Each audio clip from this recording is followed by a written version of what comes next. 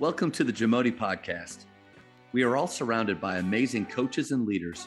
So let's get an inside look at not just what they do, but how they do what they do. After all, becoming the best versions of ourselves is JAMODI, just a matter of doing it. Coaches, the JAMODI podcast is powered by Shoot 360. The future of basketball has arrived in Dallas-Fort Worth. Shoot 360 combines the latest sports technology with the fundamentals of basketball skill development. The result is a one-of-a-kind video game-like basketball program designed to improve your shooting, dribbling, and passing. Visit shoot360dfw.com to learn more and register for your free 1-hour workout evaluation. Shoot 360, the future of basketball is here.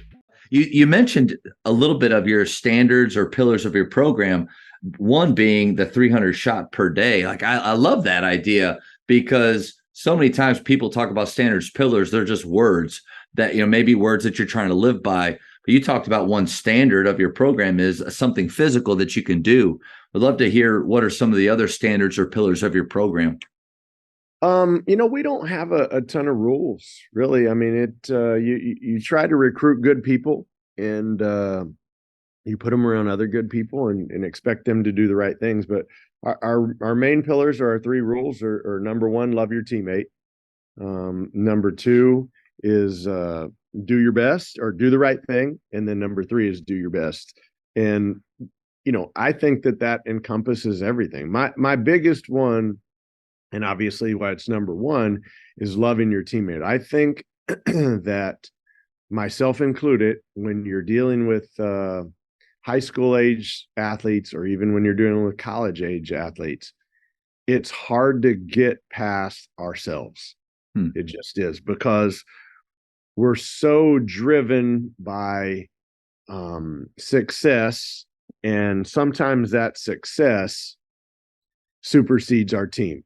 And when you're on a team, whether it's your high school team or your college team or the NBA, or you're working in the workforce, you have to be on a team, and we all have different roles, and you have to be able to play your role and play your role to the best of your ability, knowing that your role can change at any time, right? I mean, obviously you were a good player.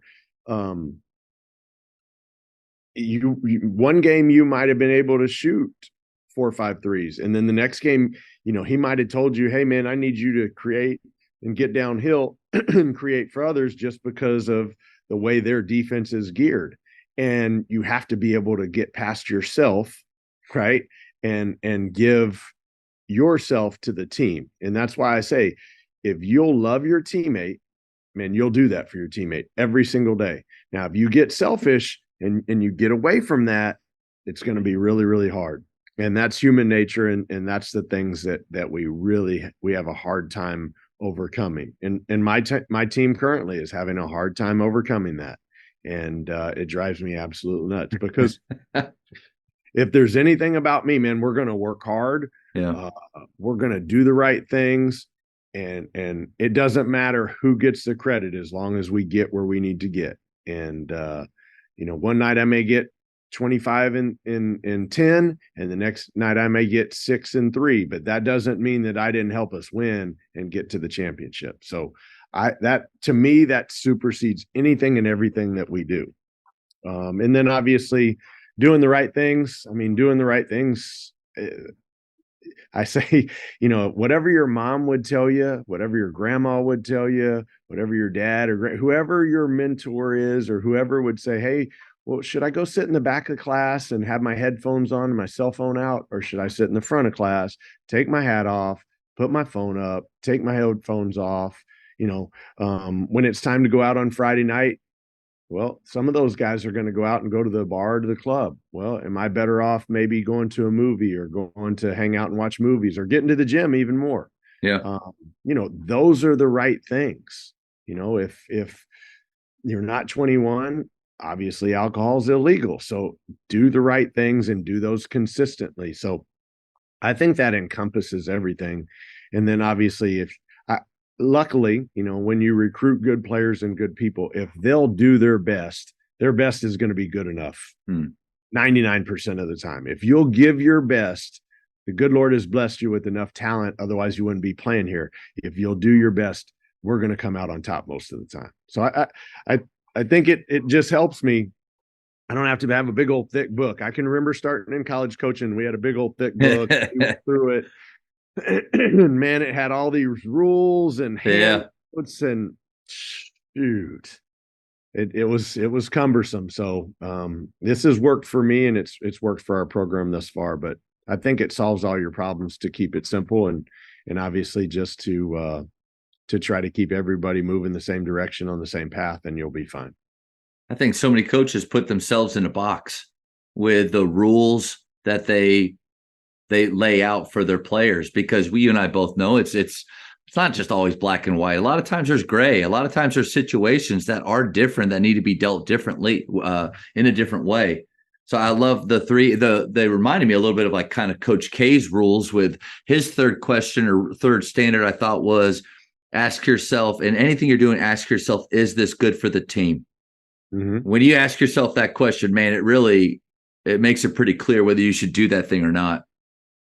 Yeah, absolutely. I hadn't read that book in a long time, but yeah. Leading with the heart, right? Is that it? Yeah. Now that you say that, I remember. The fist approach. I always love those. I started out with that, and then the words change over the years, but the idea of not being in a box. And then you made me think a little bit about roles with kind of back in time. My issue was, and maybe you have players like this, I could play point, but there was one or two guys better than me at that. I could be a shooting guard, but there's a couple shooters better. I could play small forward, but there's a couple guys bigger, faster, stronger. So I found myself behind guys all the time. But consistency was one thing that I saw a lot of players lacked. They would rise and fall. Not if I could just stay the same, I could steal some time. And the other part was having an issue with or being directly defiant with their role.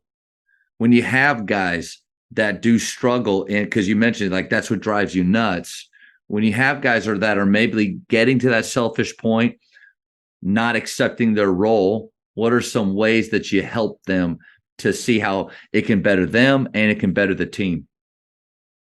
I don't know that I have a good answer for that one, other than I just sit them down and I'll either watch film with them. Oh, okay. I thought you meant the bench, because Bobby Knight said that's the greatest motivator right there. But ultimately, we're going to get there. But yeah, I mean, I'll sit them down and I'll watch film with them.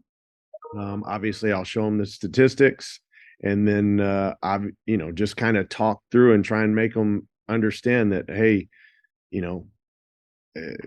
this kid is a little more talented than you, and he probably has a little more leeway, and it may not be fair in life because the good Lord blessed him with a little more talent than you, but it is what it is. And so accept it. And that doesn't mean that you still aren't a huge part of what we're going to do and help us win. And you're still going to play, right? You just may have to play a little bit different role. And I'll try and talk through it with them. I'm just very matter of fact. I try to keep all of the emotions out of it. And again, I've told them on the front end, you can be my favorite player, right? Like I'd love to go eat dinner with you and hang out and go to church and watch movies and all that. But ultimately, every decision that I make still has to be driven by what's best for our university and our basketball program. And then, at some point, if they don't agree or they can't handle it, then they're just going to go sit. And Bob Knight was right about that. The best motivator is that bench. And a lot of times, young people, they don't understand or they can't accept it, or however you want to say it, until you take something away from them, and then they understand it at that point. I love the fact that you watch film with them and then you try to explain. And I imagine, too, you give them things that they can do to improve. Because I think a default that and maybe just high school coaches, but all coaches, they go to is that star in your role quote. I'm not a big fan of that personally. I understand what obviously mean is, like, for me, given spirit and energy, that was a role that I really needed to be great at so that I could maybe step into another one. But they use examples like Dennis Rodman. He scored 0 points, had 25 rebounds, be a star at your role. Or Patrick Beverly, or these guys. forgetting the fact that they scored or they make millions of dollars doing that role. Coach, you put me on the end of a bench and pay me $1 million, I'll do that. I'll be a star in that role, no doubt.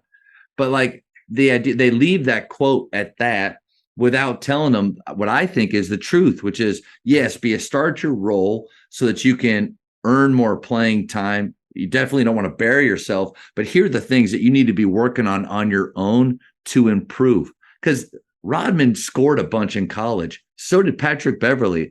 Like any of these high school players that coaches are telling them to be stars at their role, just take charges. Well, if they have aspirations to play at the next level, they got to be doing more. They got to be working on their game in more ways. So I think you're right on the money. Show them things that they maybe aren't doing well right now, but we also got to give them a path, ways to improve so that they don't just accept their role and stop working hard or stop trying to grow. Because that's what I've seen with that phrase or things like that.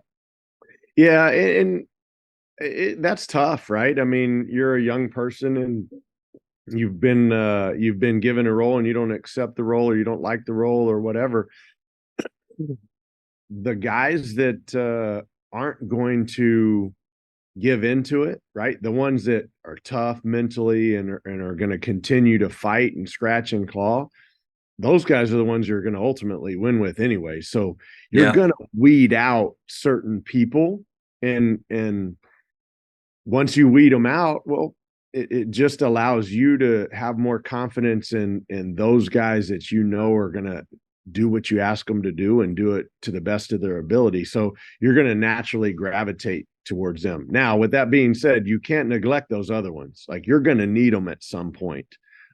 So that's kind of back to my whole thing about just talk through it honestly with them. Yep. Try to treat them all the same, and it usually works itself out. Thank you for checking out today's episode. Please take a moment to subscribe to this podcast, share it with your fellow coaches, and find us on social media for what's coming up next on the JAMODI podcast. It's just a matter of doing it.